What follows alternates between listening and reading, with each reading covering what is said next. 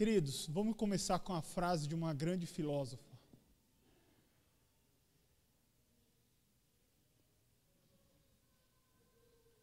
Não desperdice o seu tempo. Não desperdice o nosso tempo. A gente não pode desperdiçar o tempo que Deus tem nos dado.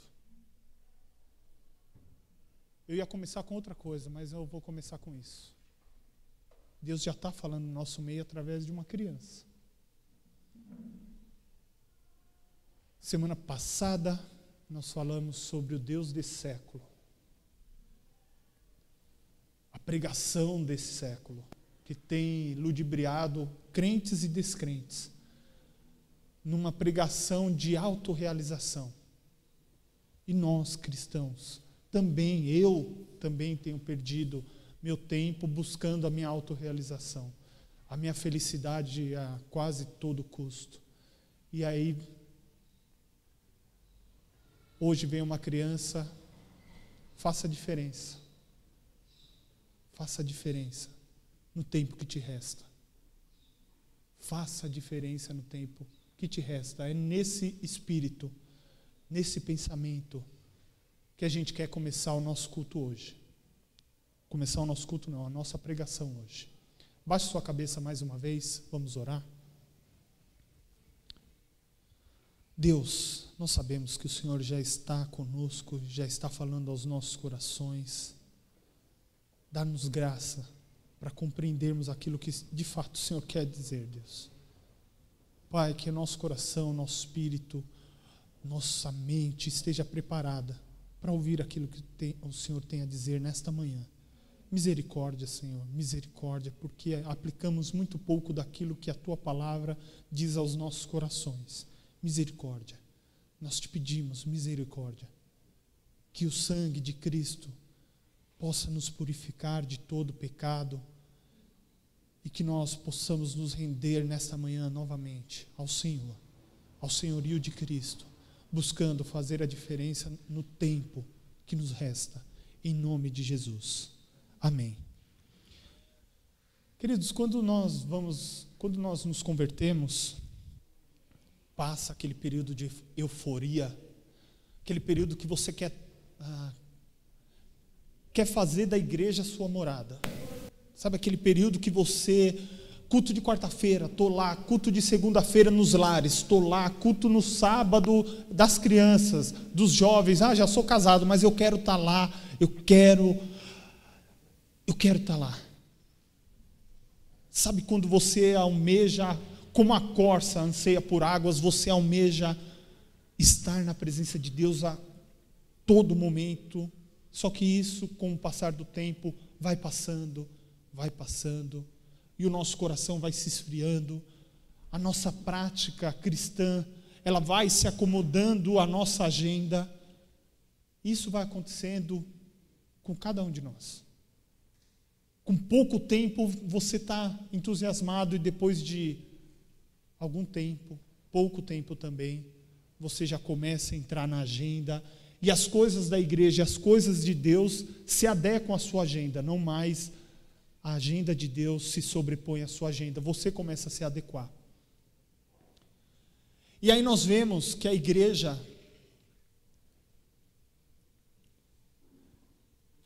ela,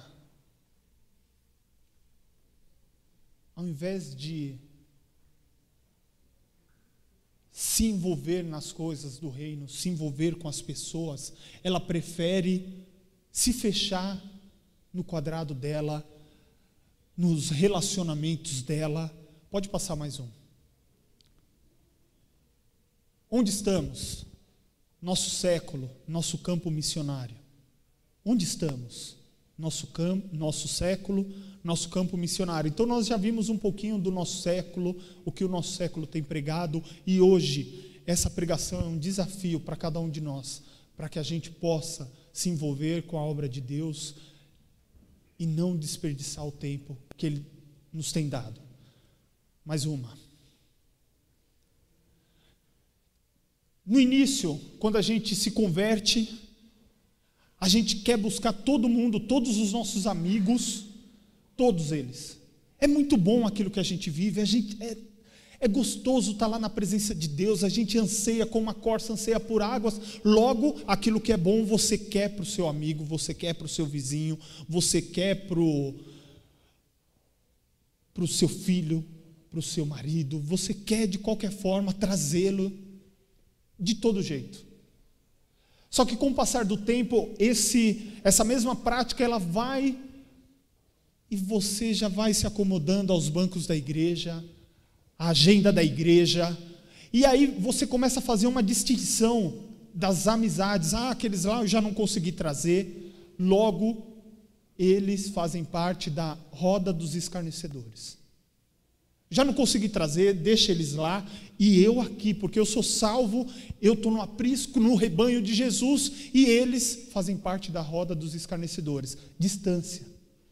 De início, você não vou arrebanhar todo mundo, quem eu puder, e depois a gente vai deixando de lado, a gente vai começando a julgar, a nossa postura de superioridade vai se mostrando. Opa, vocês estão aí embaixo, eu já sou salvo, vocês fazem parte da roda dos escarnecedores, vocês fazem parte dos porcos, do qual eu não devo jogar pérola mais para vocês, porque vocês estão longe de Deus.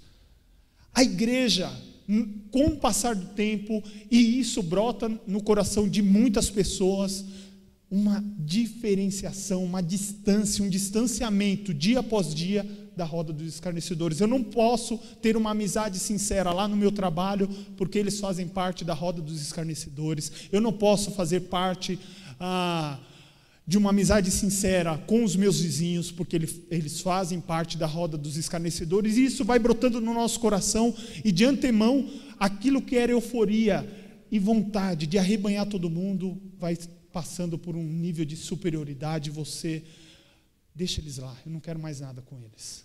Isso vai brotando no nosso coração, uma superioridade. E aí a gente vai se fechando na igreja e esquecendo do Evangelho de Jesus Cristo. Ele diz, em relação a Ele mesmo: vinde, vinde, vinde. Mas para a igreja, Ele não diz isso. Pode voltar. Para a igreja, o que Ele diz? Ide. Vinde todos para Ele.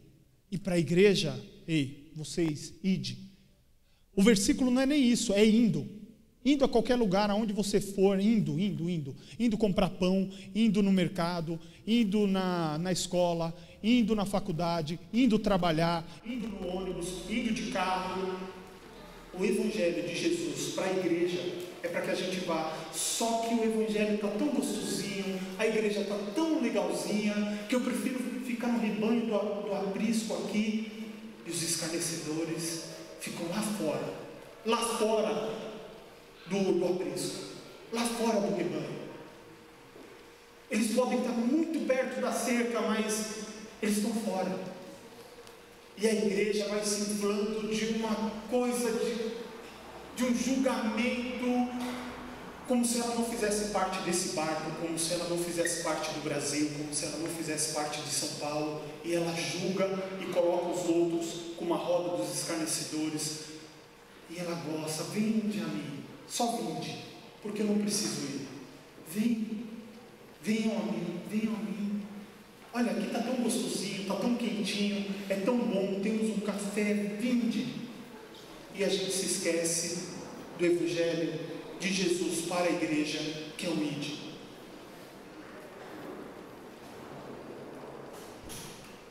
Como que a gente vai fazer diferença no nosso céu? Como que a gente não vai desperdiçar a nossa vida, que é vapor? Como que a gente não vai desperdiçar a nossa vida, que é vapor? Queridos, essa igreja foi plantada para responder ao século XXI, em São Paulo, Cidade Dutra, Jardim Califórnia, Brasil. E a nossa vida é vapor. A nossa vida está passando. E a gente tem desperdiçado tempo em coisas que são irrelevantes. gente tem desperdiçado tempo, e eu não estou aqui para julgar nenhum que está enfermo, nenhum que está com problema, nada. Mas a gente está olhando muito só para os nossos problemas, só para as nossas enfermidades. E aí a gente vê uma criança como essa, nossa enfermidade ficou nada. Gente, não estou aqui julgando quem está enfermo, não estou aqui julgando. Mas aí é nada diante de uma criança que já consegue ver a realidade do reino de Deus. Só que a gente está olhando para dentro ainda. A gente está olhando só para a igreja aqui, só para a comunidade aqui, esquecendo do índio de Jesus. Mas dá para ir com uma postura dessa de superioridade, como se você tivesse a verdade absoluta e a roda dos escarnecedores só tivesse escárnio de fato, não tivesse nenhum conhecimento de Deus, não tivesse conhecimento da graça comum, não tem conhecimento de absolutamente nada. Dá para a gente sair com esse pensamento na cabeça? Pode passar mais um. Ontem nós falamos na classe de batismo, e eu fiz um breve comentário que é uma frase que eu levo para a minha vida e vou levar sempre. Em Jesus nós vemos Deus como Ele é. Em Jesus nós vemos Deus como Ele é, em sua totalidade, e o homem como nós deveríamos ser. Logo, Jesus é o nosso maior exemplo de como a gente deve relacionar com o mundo, se relacionar com essa sociedade, se relacionar com aqueles que nós julgamos como roda dos escarnecedores, e a gente não quer ter um envolvimento de amizade real. Então, vamos abrir as nossas Bíblias em Marcos 10.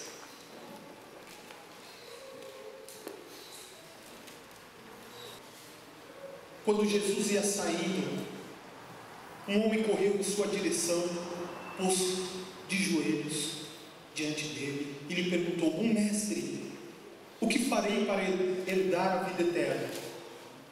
Respondeu-lhe Jesus: por que você me chama de bom? Ninguém é bom a não ser um, que é Deus. Você conhece os mandamentos: não matarás, não adulterarás, não furtarás, não darás falso testemunho, não enganarás ninguém, honra teu pai e tua mãe. E ele declarou: mestre, a tudo isso tenho obedecido desde a minha adolescência. Jesus, o que o texto diz aí na sua versão? Jesus olhou para ele e o amou. Jesus olhou para ele e o amou.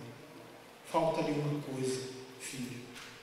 Vá, venda tudo que você possui e dê o dinheiro aos pobres, e você terá um tesouro no céu. Depois venha e siga-me. Nessa hora, o jovem rico baixou a cabeça, foi embora, não quis seguir a Jesus, porque ele era dono de muitas riquezas. Um primeiro ponto a respeito desse texto, e voltando para o nosso século, em relação ao que o século tem pregado, o jovem rico é exemplo de absolutamente tudo. É um cristão que todo mundo gostaria de ter. Ele sabe que ele não deve matar, tudo isso ele tem guardado. Ele diz aqui, bom mestre, o que farei para herdar a vida eterna? Você conhece os mandamentos: não matarás, não adulterarás, não furtarás, não darás falso testemunho, não enganarás ninguém, honra teu pai e tua mãe. E o jovem rico declarou: mestre, a tudo isso tenho obedecido desde a minha adolescência. Jesus olhou para ele e o amou. Esse é o primeiro exemplo do jovem rico que todo mundo, que toda igreja gostaria de ter. Alguém que cumprisse os mandamentos em sua totalidade. Mas ainda faltava uma coisa. Aquele que busca a alegria completa na autorrealização, nas coisas desse mundo, na propriedade das coisas, no fato de que ele queria ter a propriedade de Jesus também, ele estava baseado nas alegrias incompletas que nós já falamos no domingo passado. Ele estava baseado nas alegrias incompletas que esse mundo tem proporcionado. Filho, ainda te falta uma coisa. Vende tudo que você tem. Sabe aquilo que você tem como prioridade? Vende tudo. Joga tudo fora. Dá para alguém.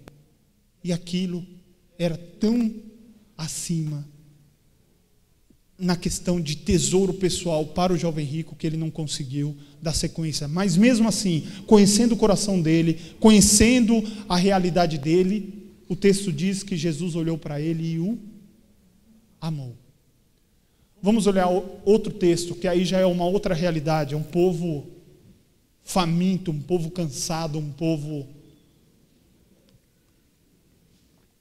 Marcos 6, 31 a 34.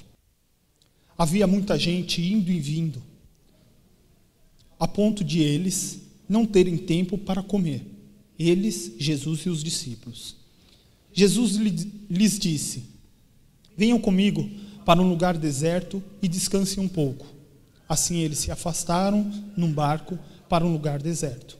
Mas muitos dos que o viram retirar-se, tendo-os reconhecido, correram a pé de todas as cidades e chegaram lá antes deles. Quando Jesus saiu do barco, viu uma grande multidão. Teve compaixão deles, porque eram ovelhas sem pastor. Eram como ovelhas sem pastor. Então, começou a ensinar-lhes muitas coisas. Esse já é um outro povo. Já é um povo faminto, louco por milagres, louco pela multiplicação dos pães, buscavam isso. Mas mesmo assim, Jesus teve compaixão deles, mesmo cansado, mesmo já pensando, vamos desviar caminho aqui, ao invés de a gente percorrer pela terra, vamos pegar um barco, atravessar para o outro lado, já dá uma economizada, o povo não vem, mas o povo foi. Jesus poderia ter falado, não, ô povo, volta que os discípulos, eles já estão cansados, eles já estão esgotados. Mas não, vendo essa multidão, Jesus olhou para eles como se eles fossem ovelhas sem pastor. Ele se compadeceu e olhou para esse povo, para essa multidão, como ovelhas sem pastor. Logo, a postura da igreja não pode ser mais de que nós temos a verdade absoluta e vocês têm que engolir. A gente tem que se compadecer. A gente tem que olhar a partir da visão do outro. Jesus poderia falar, não, cancela tudo, volta para casa. Eu sou a verdade, eu sou a vida, volta para casa, amanhã a gente conversa, os milagres eu faço amanhã. Não, ele teve compaixão. Naquele momento ele teve compaixão e olhou para aquele povo como ovelha sem pastor. Já o jovem rico tinha todas as circunstâncias possíveis para proporcionar a ele alegria, só que é uma alegria momentânea. E ele estava buscando algo a mais, herdar a vida eterna. E aí Jesus olha para ele, ama ele e diz: filho, uma coisa ainda te falta, vende tudo. Vende tudo que você tem. A igreja tem que parar de pensar que ela tem a verdade absoluta e olhar para fora como se ela não dialogasse em absolutamente nada. Não, ela tem que dialogar a cada dia.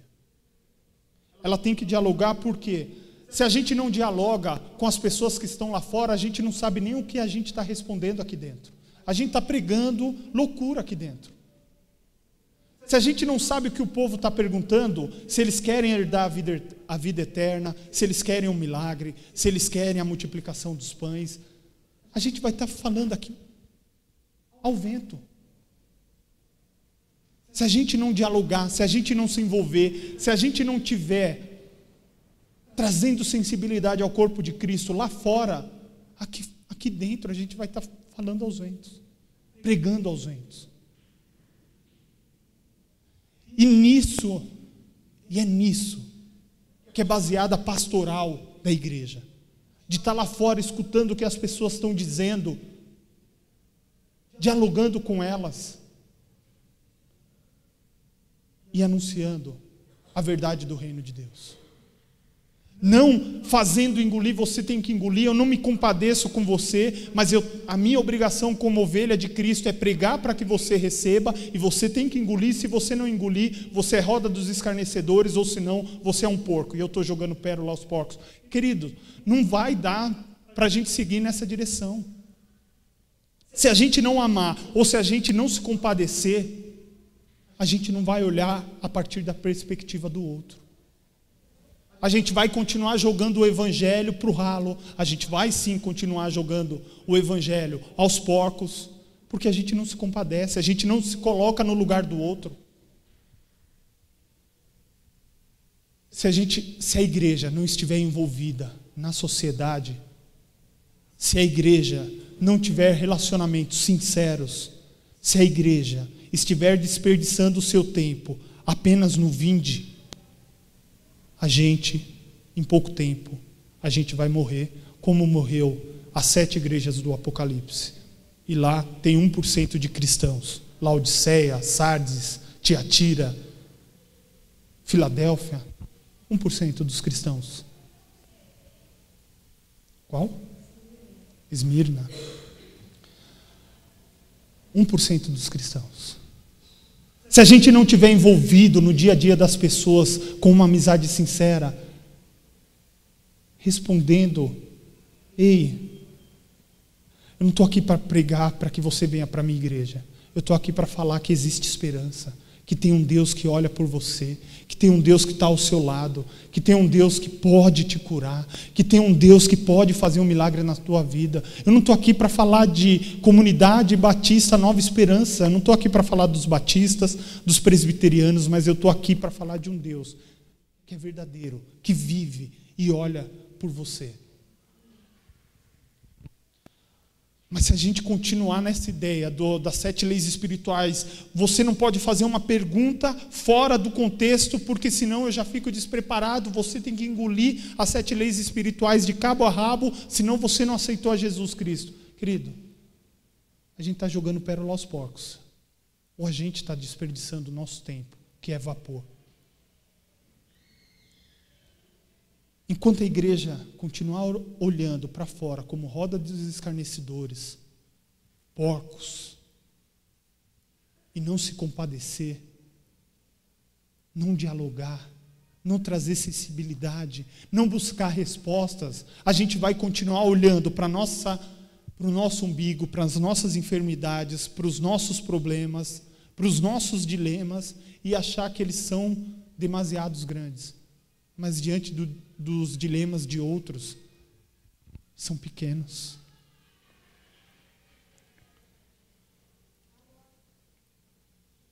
Nós temos que buscar o equilíbrio entre dialogar e proselitar. Sabe o que é proselitar? Não sabe? É nova? Sabe aquela pessoa que bate no seu domingo, umas 6:30 da manhã, para falar de Jesus para você? Ela nem se importa com quem você é, se você trabalhou a madrugada toda. Ela só quer fazer você engolir aquele caderninho que ela tem, e ela tem que te passar aquele caderninho, porque ela tem meta para te entregar aquele caderninho. Ela tem meta para falar para você que o paraíso existe, e que o leão vai morar com a gente, que o urso vai conviver com a gente, lá no céu, lá no paraíso. Ela tem meta. O dízimo dela é revertido naqueles livrinhos lá, e ela tem que entregar aqueles livrinhos. Então ela está pouco se lixando se você dormiu às 5 horas da manhã, se você estava lá num hospital e acabou de chegar, mas 7:30 da manhã ela bate lá na sua campainha e toca umas 5 a 10 vezes. E você, ô diabo,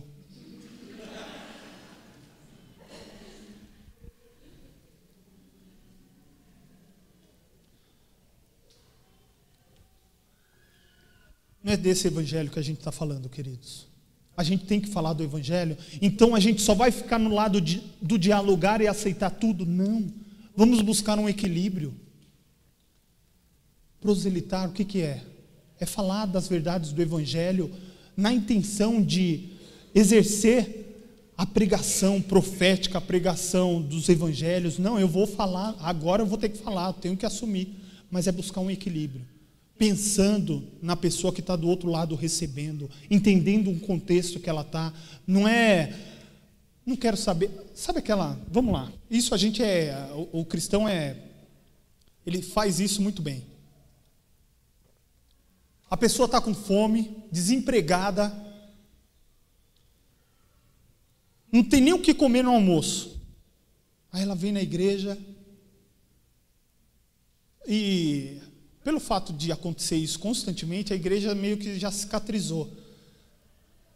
Mas a pessoa está com fome ali. Ela tem necessidade momentânea, naquele momento. E aí a igreja, ao invés de entender o contexto, entender a pessoa, o momento, se compadecer com a situação dela, o que a igreja faz? Ora pela alma e manda embora com fome. Isso a gente faz muito isso. Sabe? A gente faz isso constantemente. Irmão, você está passando por todos os problemas, eu vou orar aqui e dispensar você, que você poderia ajudar, você poderia entrar no contexto, você poderia dialogar e ao mesmo tempo falar do Evangelho, proselitar, falar das verdades do Evangelho.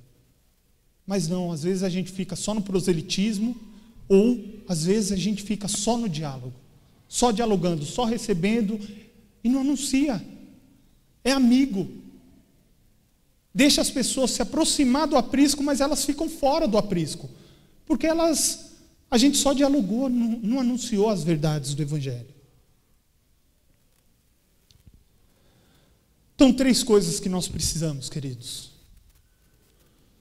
Primeiro, de uma experiência de fato com o sobrenatural, com o divino, para que Deus transforme o nosso coração e a gente possa amar o jovem rico, amar e se compadecer com a multidão, que mesmo no nosso cansaço, se achega até nós.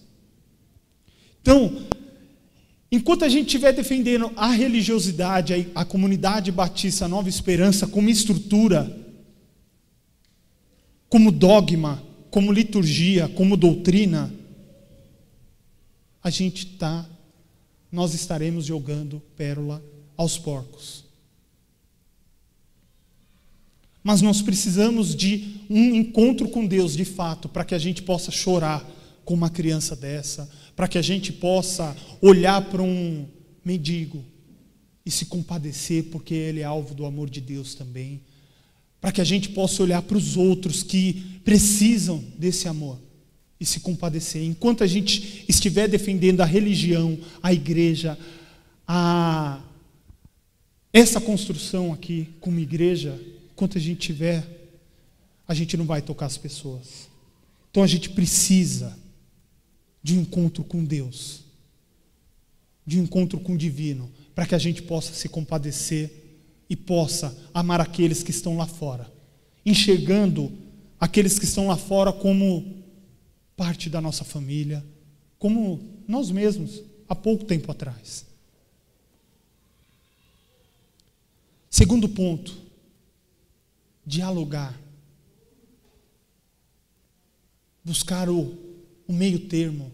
Eu não vou me calar diante das verdades do Evangelho, mas ao mesmo tempo, eu não vou pegar folhetinho e fazer com que a pessoa engula aquele folhetinho e achar que o relacionamento não serve para nada, mas que eu tenho que entregar aquele folhetinho e eu tenho que acabar com aquele folhetinho em tantos dias, em tantas horas.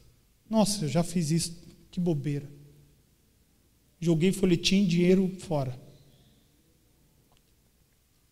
Joguei dinheiro da igreja fora. Nós temos que entregar. E era um calhamaço gigantesco. Tudo carimbadinho, com o nome da igreja, a CNPJ e tudo mais. Tchau, o dia todo. Sem relacionamento, sem compaixão, sem amor por aquele que está do outro lado lá. É jogar a pérola aos porcos. Então nós temos que buscar esse meio, buscar o Evangelho, dialogando e ao mesmo tempo anunciando no momento oportuno, entendendo o contexto. Tem horas que, a gente vê algumas conversas que a pessoa não espera nem a pessoa abrir as necessidades. Então Jesus, você tem que aceitar Jesus, senão você vai para o inferno e tal. Filho, calma, estou abrindo as necessidades aqui, e acontece isso no nosso meio também, queridos. Terceiro ponto. Então, primeiro ponto, necessitamos de fato de uma experiência com o divino para que a gente volte a se compadecer, a amar, a se importar com aqueles que estão lá fora. Segundo, buscar o meio termo entre dialogar e proselitar, e evangelizar.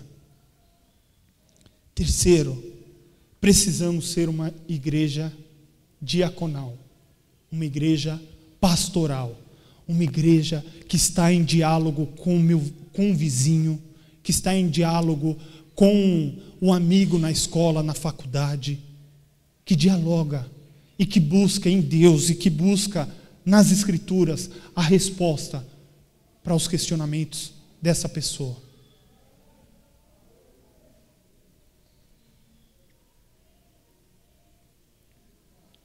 Se a gente não mantiver esse diálogo, nós estaremos pregando ao vento dia após dia. E essa igreja aqui vai morrer em pouco tempo.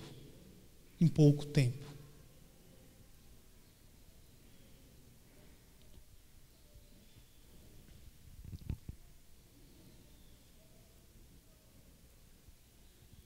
Então disse Jesus aos seus discípulos: a seara é grande, mas os trabalhadores são poucos. Peçam, pois, ao Senhor da seara que envie os trabalhadores para a sua seara. Diante de um versículo desse, queridos, qual que é a sua postura? Você olha e fala: nossa, eu tenho que orar a Deus para que Ele mande obreiros aqui para essa igreja mesmo. Qual que é a sua postura diante de um versículo como esse? Quando você olha para esse texto, o que você imagina? O que passa na sua cabeça? Nossa, eu tenho que orar a Deus mesmo. Tem poucos trabalhadores, né? Eu tenho que orar para que Deus mande outras pessoas lá de fora. Porque a seara é grande, os campos estão preparados para receber. E que hoje, nessa manhã, eu desafio você a responder: Senhor, eu quero ser esse trabalhador. Eu quero ser esse que vai trabalhar no campo, indo em qualquer lugar, na padaria, no mercado. Eu quero ser. A gente não pode desperdiçar o nosso tempo, que é vapor, que uma criança já sabe. A gente não pode mais desperdiçar as nossas oportunidades. Já tem irmãos aqui que estão trabalhando, que estão lá na ponta, e a gente nem sabe, a gente nem valoriza. Outros estão trabalhando aqui dentro, e a gente nem sabe se precisa de papel higiênico, se precisa de canetinha, se precisa. A gente não está se importando com absolutamente nada. Vai lá para a FEBEM e tira uma média lá de quantos são filhos de irmãos em Cristo. Nosso campo missionário está ali atrás mesmo. Nosso campo missionário está aqui dentro. E nem isso, muitos de nós têm se importado. Não sabe se precisa de papel, se precisa de canetinha, se precisa de quadro, se a sala está limpa, está suja, se os armários estão quebrados, se os adolescentes têm uma tomada ali para colocar uma televisão, alguma coisa, um ventilador no período de calor, para que eles possam ter um ambiente adequado para receber a palavra de Deus. Se nem aqui, queridos, Graças a Deus que o Senhor é misericordioso. E Ele renovou sobre nós, nesta manhã, a misericórdia dEle. E o motivo de você estar aqui é para que hoje você possa, como eu também, nossa, essa semana foi, e hoje o culto já falou muito comigo. Você possa responder positivamente: Deus, eu sou trabalhador. Eis-me aqui. Envia-me a mim. Que você possa responder positivamente a isso. E não mais desperdiçar o seu tempo. Não mais desperdiçar a sua vida. A comunidade Batista Nova Esperança foi implantada, nasceu para responder ao século 21. Aquilo que eles estão perguntando. Só que a gente não vai saber o que eles estão perguntando se a gente estiver só aqui dentro. Só aqui dentro. E mesmo que a gente tenha a resposta, que é verdade absoluta, se a gente não souber as perguntas, em pouco tempo a gente vai morrer. Baixe sua cabeça agora, vamos orar mais uma vez.